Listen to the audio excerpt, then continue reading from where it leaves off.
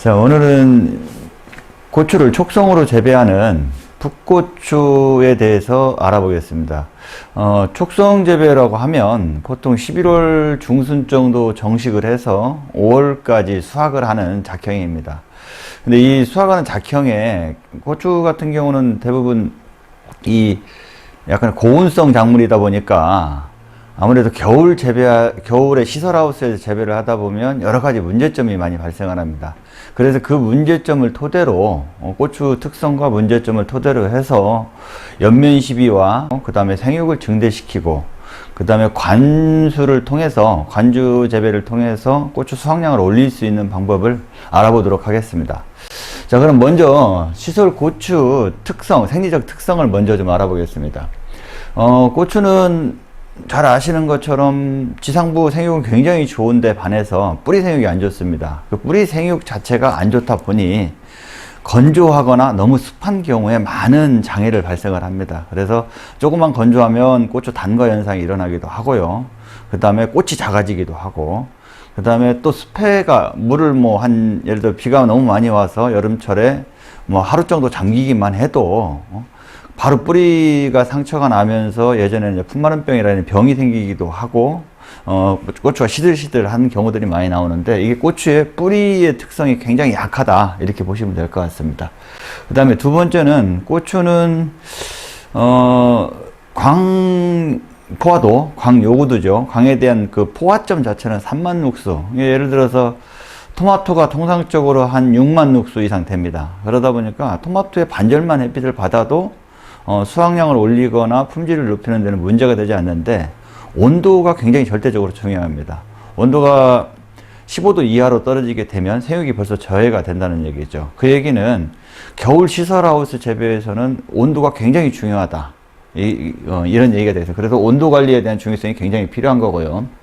그래서 생육 저온을 보게 되면 20에서 25도 정도, 그 다음에 한계 온도, 쉽게 해서 생육을 할 수 없는 온도죠. 12도 이하로 되면 생육을 할 수 없는 거고, 반대로 35도 이상 되면, 고온성 작물이긴 하지만 35도 이상 되면 합성 자체가 잘 이루어지지 않기 때문에 이것도 수확량이 줄어드는 결과가 오게 되는 거고요.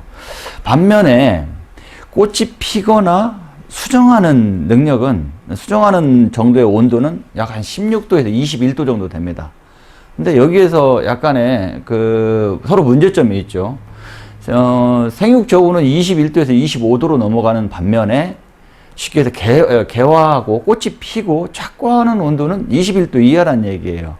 그러면 중요한 거는 꽃이 피고 나서 직후에는 약간의 높은 온도가 필요하다는 거죠. 그래서 겨울에 이제 하우스에서는 물론 저녁에 야간에 변온 관리도 하지만, 꽃이 다량으로 피는 시점과 그 다음에 수정하는 시점, 아침 온도 시점은 오전에는 가급적이면 개화와 착과에 맞는 온도, 약 한 18에서 20도 정도 이렇게 맞춰주시면 좋고, 그 다음에 착과시키고 나서 수정 이후에 크는 온도는 한 20도 이상 해서 25도까지, 24도, 4, 5도까지 정도 맞춰주는 게 좋다, 이렇게 보시면 될 것 같습니다. 그리고 두 번째, 이제 지온이 또 중요합니다. 겨울에는 난방을 하더라도 어쨌든 지온 자체를 올려줘야 되는데, 특히 고추 같은 경우가 지온에 대한 요구도가 좀 높은 성향이 있습니다. 그래서 통상적으로 고추 뿌리가 잘 뻗고 생장할 수 있는 온도는 보통 한 18도에서 24도 정도가 되고요. 반대로 15도 이하로 떨어지게 되면 생육이 정지가 되거나 그 이상 더 떨어지게 되면 이제 뿌리가 감소하게 되는 결과가 오는 거고요.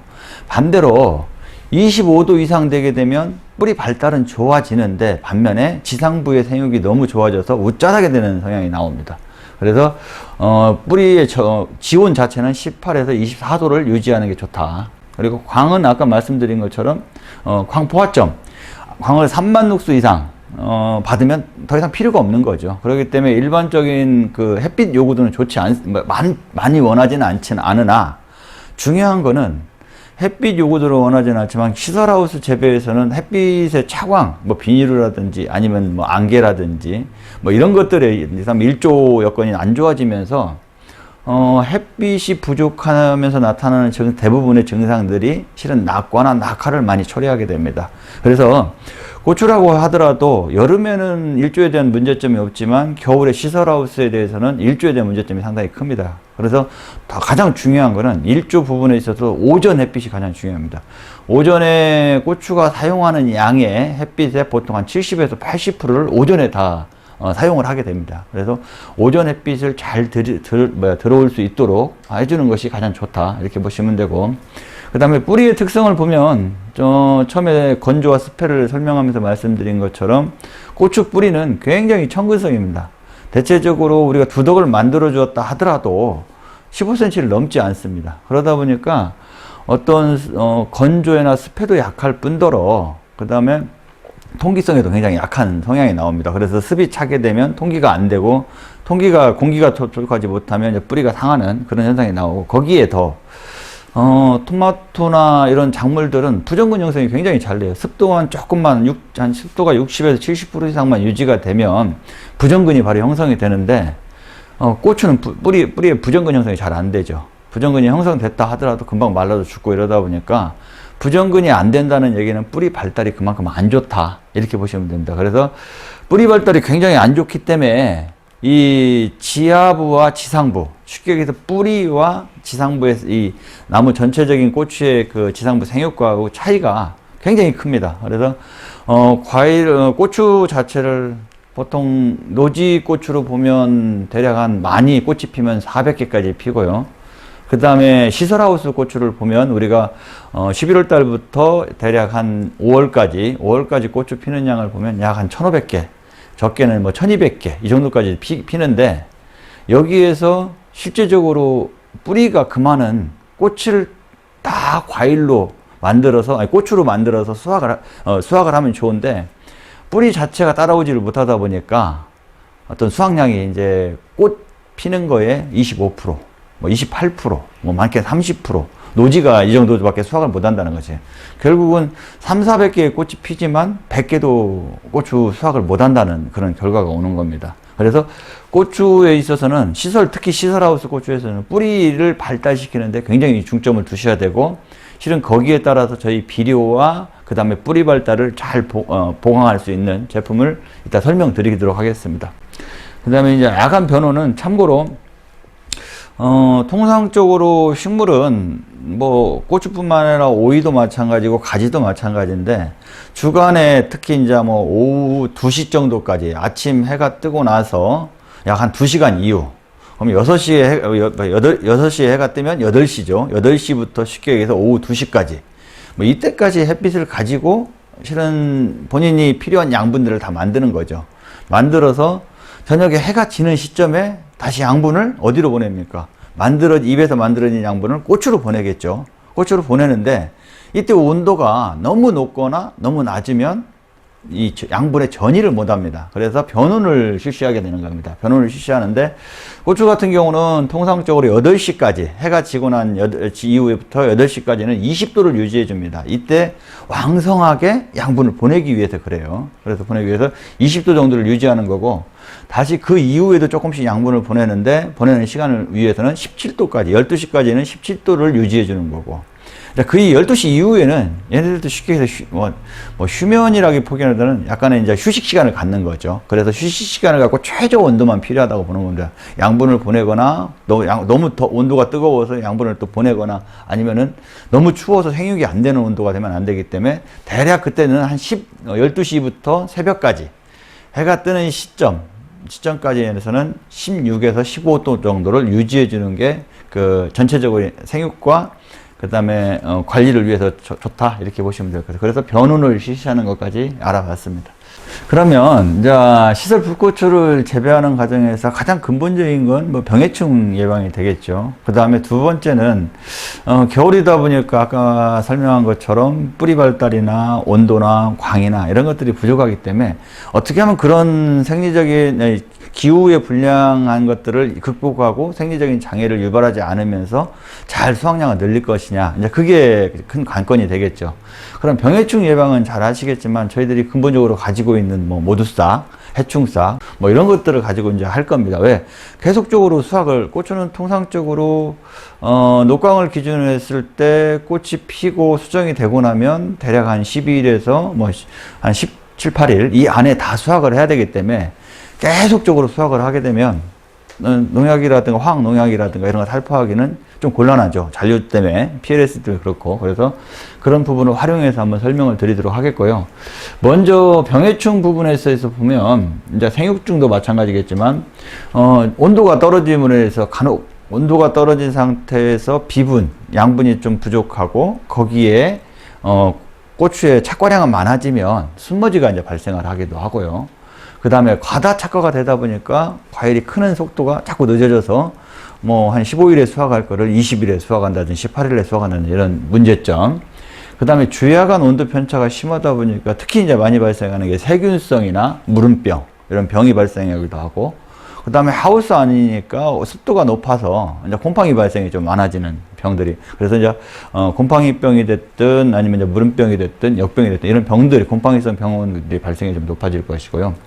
그 다음에 이제 12월 달, 뭐 1월 초까지만 해도 이제 응애가 이제 이때 형성이 좀, 응애 형성이 많이 될 겁니다. 관리 농도에 따라서. 그 다음에 1월이 넘어서면서 이제 온도가 조금 올라가게 되면 총체벌레, 진딧물, 뭐 거기에 온실가루의 뭐 발생까지 이런 것들이 이루어지는데, 이런 것들을 종합적으로 해결하면서 내가 정기적인 관리를 할 수 있는 방안을 하나 제시해 보도록 하겠습니다. 두 번째, 시설 풋고추에서 이제 어떤 기후적인 측면에 의해서 이제 생리장애가 많이 발생을 하는데, 이 생리장애를 극복하지 못하고는 수확량을 올리거나 그 다음에 많은 고추를, 고품질의 많은 고추를 수확할 수 없습니다. 그래서 그 가장 첫 번째 문제가 지온이 떨어지면서, 고추 같은 경우는 제가 고온성 작물이면서도 뿌리 상태의 지온이 굉장히 중요합니다. 18에서 24도 기억하실 겁니다. 그 온도가 있어져야 뿌리 발달이 완만하게 되면서 웃자라지도 않고 된다. 그런데 이 온도가, 지온이 떨어짐으로 인해서 가장 먼저 발생하는 것은 뿌리의 발달도 향상이 잘 안 되지만 칼슘이나 미량요소 흡수가 저해하게 됩니다. 그 다음에 두 번째, 일조가 부족함으로 인해서 나타나는 증상이, 가장 일조가 부족하고, 그 다음 웃자라고, 아니면 뭐 질소질이 너무 많고, 이런 거에 의해서 나타나는 낙과나 낙화가 발생한다. 그 다음에 이제, 그러고 나는데 보통 2월 달이 넘었으면 이제 하우스 아니니까 온도가 또 굉장히 고온으로 올라가게 되죠. 이 고온으로 올라가게 되면서 나타나는 증상이 반대로 또 현상이 나타납니다. 고온이 되다 보니까 어떤 미량요소의 양분들은 흡수를 잘 못하고 반대로 질소질 의지에 편식이 되면서 웃자라게 되는 거죠. 도장이 되면서 결국은 꽃은 작아지고 마디는 길어지고 이런 현상들이 나오는 거죠. 그래서 이런 현상들이 해동기 이후에 대한 문제점. 그래서 약 한 3월, 4월, 5월에 대한 문제점이 되겠죠. 이런 부분들. 그 다음 기온 차이에 의한 스트레스. 그 다음에 고온에 의해서 착과에 꽃이 아까 말씀드린 작아지고, 그 다음에 개화가 잘 안 되는 부분들. 이런 부분들이 어떤 날씨하고, 그 다음에 하우스 내 환경에 의해서 많이 좌우가 된다 보시면 될 것 같습니다. 요거에 대한 그 관리와, 기본적인 관리와 비배 부분 관리를 어떻게 할 것인지 그 제안을 또 설명을 드리겠습니다. 자, 먼저 병해충 방제를 하면서도 어떤 기후를 좀 극복하면서 성장을 나쁘지 않게 할 수 있는 방안을 먼저 설명을 드리겠습니다. 가장 먼저 병을 예방하는 차원에서 모두싹, 그 다음에 충을 예방하거나 구제하는 차원에서 해충싹, 그 다음에 겨울 시설하우스의 온도 편차라든지, 그 다음에 어떤 생육이 떨어지는, 그 다음 착과량이 많아지는 것을 극복할 수 있는 제품이 아바나뚜. 자, 모두싹이나 아바나뚜 뭐 이런 거 설명을 안 드리고요. 사용 방법에 대해서 먼저 설명을 좀 드리도록 하겠습니다. 모두싹은 통상적으로 40cc 기준으로 쓰시고요. 그 다음에 병이 발생한 경우에는 80cc까지 80g까지 권장을 합니다. 40g, 80g. 그 다음에 해충싹은 1000배에서 20cc로 하더라도 충을 예방하거나 구제하는데, 잡히는데 아주 탁월하게 효과를 발휘합니다. 그 다음에 아바나뚜는 40cc 정도를 살포해서 이 세 가지를 주로 살포하시고, 그래서 얘네들 이 세 가지를 활용함으로 인해서 병충해, 거기에 온도가 떨어져서 생육이 불량하거나 또 과일이 잘 안 크거나 이런 것들까지 같이 방지할 수 있는 하나의 방법으로, 대안으로 보시면 될 것 같습니다. 아바나뚜가 하는 것은 좀 전에 말씀드린 것처럼 생육 불량이나 과실이 비대가 좀 안 될 때, 그 다음에 온도가 많이 떨어져서 냉해를 받았을 때도 그 회복을 빠르게 해줄 수 있는 제품이기 때문에 그걸 권장드리는 거고, 무엇보다 중요한 거는 이 세 가지 제품만을 활용해서도 다른 뭐 영양제, 또 다른 농약이나 이런 거 사용하지 않아도 된다는 것과, 두 번째는 계속적으로 수확을 해야 되는, 며칠 간격으로 계속 수확을 해야 되는 시설고추, 뭐 딸기라다 이런 제품들도 마찬가지겠죠. 수확을 계속하는 제품들에 대한 농약 잔류에 대한 안정성은 굉장히 좋다는 거죠. 그런 부분에 있어서. 그래서 안심하고 수확량을 올리면서도 재배할 수 있는 시스템이다. 다음에 이제 병해충을 예방하고 생육을 좀 증진하는 데는 도움이 되는데요. 그러면 이제 광합성이라든지 여름에 이제 낙과라든지 그 다음에 뭐 특히 고추 같은 경우는 질소 중에서 가리 함량이 굉장히 요구도가 좋습니다. 다른 작물에 비해서. 근데 그 가리에 못지않게 요구도가 많이, 고추가 요구하는 거죠. 양분을 요구하는 그 요구도 자체가 높은 게 실은 칼슘이에요. 그래서 칼슘이 조금만 부족하게 되면 고추의 끝에가 물러지거나 아니면 꼭지가 빠지거나, 그 다음에 심지어는 뭐 고추 자체가 그 수정도 좀 발달이 수정도 안 되는 경우도 많이 발생을 합니다. 그래서 어떤 식물보다도 칼슘의 요구도가 높은 게 고추다. 그래서 반드시 특시설도 그렇고 노지도 그렇고 가물거나 온도가 높거나 환경이 안 좋은 경우에는 칼슘을 주기적으로 좀 살포를 해주셔야 됩니다. 그래서 그 칼슘을 공급해주고 수정을 잘하게 해주고 낙과나 낙하를 방지해주고, 그 다음에 광합성을 증진해주고, 거기에 이제 해동기가 지나고 나서 3월부터 고온이 되다 보니까 고온에 따른 웃자람이라든가 웃자라게 되고 꽃이 작아지고 이런 것들을 방지하기 위한 그 방법이 하나 더 필요합니다. 그래서 병해충을 방지하고 기본적인 그 스트레스를 극복하면서 성장할 수 있는 것이 1번이었고요. 그게 모두싹, 아바나뚜, 해충싹이었고요. 그 다음 두 번째로 이거와 교차로 살포할 제품이 하나 필요합니다. 그게 캔마그, 그 다음에 꼼비, 클라이언트라는 제품입니다. 클라이언트는 지금 저희 제품 중에 못 들어보셨을 건데요. 실은 저희가 이제 올해 2020년 이제 여름 이후부터 시험을 통해서 이제 새로 도입한 제품인데요.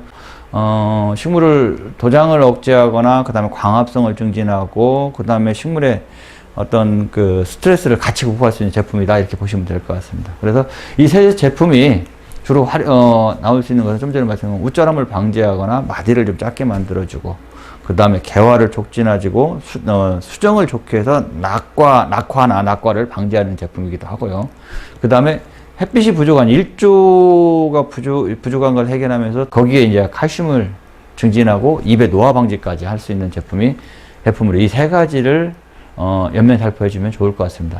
1차적으로 병해충 제품인 모두싹, 그 다음에 해충싹, 아바나뚜를 뭐 한번 치고 캔마그, 꼼비, 클라이언트를 살포해 주시면 저희들 나름대로 회사에서 권장하는 완벽한 연면시비 시스템이다 이렇게 보는 겁니다. 그래서 전체적인 생육, 수정, 그 다음에 비대, 그 다음에 병해충 예방까지 동시에 이 두 가지 제품군을 살포해 줌으로써 전체적으로 극복할 수 있는 제품이다 이렇게 보시면 될 것 같습니다. 고추가 한참 비대기 때 되면 수확량이 많이 달리고 그러면 칼슘의 요구도도 좋지만, 실은 그때 고추의 비대라든가 성장을 위해서 가리질이 높은 비료를 쓰게 됩니다. 가리질이 높은 비료를 쓰게 되면 반드시 마그네슘에 대한 기량작용이 있어요. 그래서 이런 거를 대비해서 마그네슘에 대한 기량작용이 되면 과일은 잘 크는데 비해서 나무가 빨리 늙는 거죠. 빨리 잎이 노화가 되는 것을 방지하기 위해서 마그네슘이 꼭 필요합니다. 그래서 저희가 주장하는 농법으로는 칼슘만 단독으로 치는 것보다는 칼슘과 마그네슘, 거기에 붕소까지 결합해서 쳐주면 훨씬 작물의 노화를 방지하고 그 다음에 각 양분들의 흡수를 증진할 수 있다 이렇게 보시면 될 것 같아요. 자, 꼼비는 말 그대로 밀양요소예요. 밀양요소. 자, 질소인산가리, 거기에 뭐 황, 그 다음에 고토, 칼슘, 그 다음에 나머지 밀양요소가 쭉 들어가게 되죠. 밀양 쭉 들어가는데, 실은 이 밀양요소들이 하는 역할이 뭐 각각이 다 다르긴 하지만 전체적으로 보면 어떤 다량 요소에 의해서 양분이 합성되고 만들어진 거를 빠르게 좀 더 확산시키고, 그 다음에 양분으로서 전환을 빨리 해줌으로써 뭐 일종의 말하자면 효소와 비슷한 역할을 좀 하는 작용이 있습니다. 그래서 반드시 그리고 또 미량 요소가 있어야만이 생육이 정지하거나, 그 다음에 개화가 안 되거나, 그 다음에 수정이 안 되거나, 이런 것들을 방지할 수 있는 게 기본입니다. 그래서 이런 기본적인 생리작용이죠. 생리작용을 해결하기 위해서는 반드시 꼰비가 그게 필요하다. 그래서 순노지 새순이 자꾸 터지는 거, 그 다음에 꽃이 자꾸 제대로 막 피는 거, 그 다음에 수정이 잘 되는 거, 이런 부분들에, 그 다음에 씨앗이 잘 맺히는 거, 이런 부분들에 꼰비가 절대적으로 필요해서 캔마그와 더불어 꼰비를 여기에 이제 같이 합성을 하고, 그 꼰비에 대한 위력인데 예전에 뭐 저희 회사에서 많이 설명드렸던 내용이기도 해요. 꼰비가 어떤 생리적인 그 작용, 생식생장이죠. 생식생장의 작용에 많이 기여한다고 말씀을 드렸을 겁니다. 그러다 보니까 꼰비를 여기 보시는 것처럼 정식 후에 30일에 한 번 치고, 수확이 시작하는 시기에 한 번 치고, 수확 중기에 한 번 치고 났더니 어떻게 됐냐?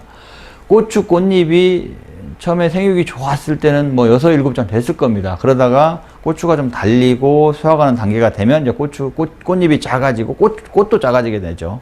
고추 작아지는데 꼰비를 살포함으로 인해서 고추 꽃잎 자체가 계속적으로 6, 7장을 유지하고 있다는 거예요. 꽃잎수가 많다는 얘기는, 꽃잎수가 많고 꽃이 크다는 얘기는 결국은 큰 고추를 만들 수 있다, 자동적으로. 그래서 그런 걸 의도하기 때문에 꼰비가 이런 어떤 생리적인 개화뿐만 아니고도 고추 끝을 크게 하고 꽃잎수를 많이 만들어주면서 고추를 결론은 크게 만들어주는 근본적인 밑거름 역할을 한다, 이렇게 보시면 될 것 같습니다. 그래서 저희가 시설하우스에서 반드시 그래서 캔마그와 더불어 꼰비를 권장하는 이유입니다. 자, 그리고 이제 양분 관리 측면을 한번 이제 들어가 보겠습니다. 연면 시비로 해서 고추를 다 키울 수 있다면 저렇게만 살포하면 되겠죠. 그러나 근본적으로 고추의 수확량을 늘리고, 그 다음에 계속해서 뭐 12일에서 15일 간격으로 고추를 수확하기 위해서는 추비가 필요합니다. 근데 추비를 하우스 안에서 주기에는 뭐 물론 엔텍이나 이런 비료를 위에다가 뭐 꽂아주거나 살포할 수도 있겠지만, 가장 수확량을 늘리면서 빠르게 양분을 공급하는 것은 관비 시스템을 이용하는 방법입니다. 그래서 저희가 주로 이제 관비 시스템을 이용하는 제품 중에 저희 이제 하카포스, 예전에 포스카솔이라는 제품이 있고요. 그 제품을 활용해서 뿌리가 지온이 떨어지거나 일조가 떨어지거나 착과량이 많아지거나 그러면서 뿌리가 위축되는 걸 방지하는 게 수확량을 높일 수 있는 가장 핵심 포인트입니다. 그래서 어떻게 하면 관수 비료와 그 다음에 거기에 뿌리가 감소되는 거, 그 다음에 감소되지 않고 계속 발달을 할 수 있게 하는 제품을 적용하는 것이 가장 큰 핵심으로 보시면 될 것 같습니다. 그래서 시설 풋고추의 양분 관리를 하기 위해서는 노지 재배 대비해서 보통 최소 3배, 4배 이상, 많게는 5배 이상 수확을 합니다. 그렇기 때문에 다 수확하는 품종이기 때문에 계속적으로 비료가 들어가야 된다는 게 여기에 포인트예요. 그 다음에 두 번째는 낮은 지온과 일조가 부족하기 때문에 이런 문제로 인해서 어떻게 하면 뿌리가 저하되는 것을, 뿌리가 감소하고 저하되는 걸 방지할 것인가. 이게 그래 두 번째 문제로 보시면 될 것 같습니다. 그 다음에 하우스 특성상 잘 아시겠지만 뭐 1, 2년 농사진 게 아니고 뭐 10년, 20년, 30년 오랫동안 농사를 지어놔서 연작, 염류집적 뭐 이런 피해들이 굉장히 심각합니다. 이것을 동시에 극복할 수 있는 제품이 필요하다, 거기에. 그 다음에 해동기 이후 아까 말씀드린 3월달 뭐 2월 말부터 3월 이때 되면 이제 온도가 올라가면서 고온이 되는데 이걸 우짜라지 않게 만들어야 되는 게 또 포인트입니다. 그래서 한 가지 비료로 하는 게 아니라 2가지, 많게는 뭐 3가지까지 쓸 수도 있는데요. 제가 여기서는 2가지만 활용하도록 하겠습니다. 그 다음에 고추 특성상 칼슘 공급이 좀 필요하다, 이렇게 보시면 될 것 같아요. 자, 한번 보겠습니다. 그래서 첫 번째로 정식하고 나서 뭐 딱 30일이라고 할 건 없고요. 대체로 뭐 25일이 될 수도 있고 40일이 될 수도 있습니다. 근데 작물의 생육에 따라서 새순의 발달 정도, 꽃이 피는 정도에 따라서 그 다음에 고추가 크는 정도에 따라서 내가 빨리 하거나 늦게 하거나 줄 수 있는데, 저희가 볼 때는 뭐 엔텍, 바사코트 이런 비료들을 썼다고 하면 통상적으로 30에서 35일 정도 돼도 세력 위축이 오지 않습니다. 그래서 이때쯤부터 이제 관수 비료를 조금씩 공급하게 되는 겁니다. 그래서 처음에 관주 비료 중에 가장 먼저는 질소가 30, 인산이 10, 가리가 10인 비료입니다. 이 비료를 이용해서 관주를 하게 되고요. 그리고 거기에 하나 들어갈 게 저희 이제 바스프켈프라는 제품인데 이게 한마디로 천연 해조류이면서 뿌리 발달을 굉장히 좋게 만들어주고 뿌리가 잘 발달이 되니까 거기에서 사이토킨 호르몬이 나와서 또 새순을 잘 발달시키고 꽃을 잘 피게 만드는 제품이죠, 일종의 말하자면. 그래서 저희들이 권장하는 것은 이 하카포스 312를 1에서 1.5kg, 200평 기준입니다. 1.5kg에 켈프를 300에서 500cc를 200평 기준에 관주를 섞어서 혼합해서 관주를 하게 됩니다. 그럼 좀 전에 보신 것처럼 311은 질소가 높고 가리가 낮습니다. 근데 고추 같은 경우는 통상적으로 질소 요구도보다는 가리의 요구도가 좀 높아요. 질소가 대략 한 10 정도 되면 가리가 최소한 한 17, 8에서 20 정도 될 정도 이루어져야 됩니다.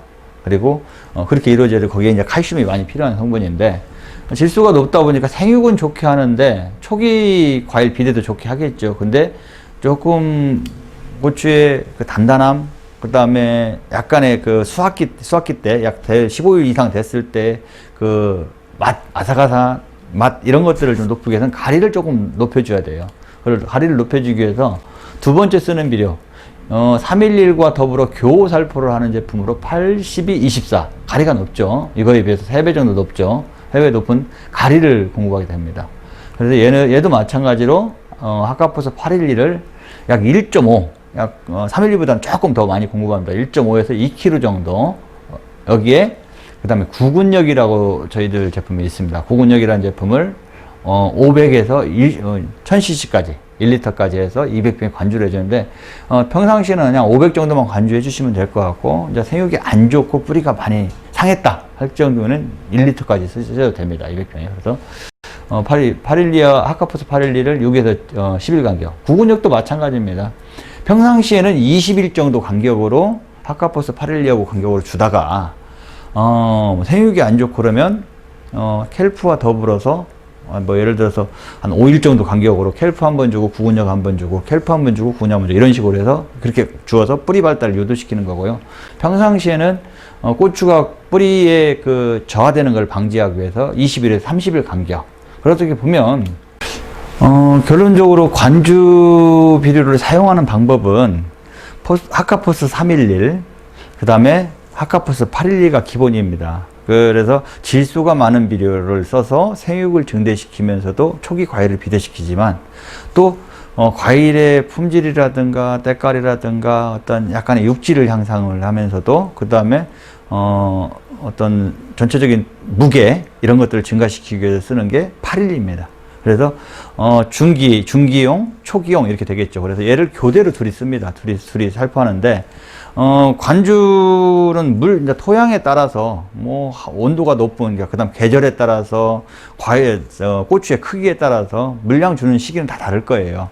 그래서 통상적으로 물 주는 시기에 따라서 정해지겠죠.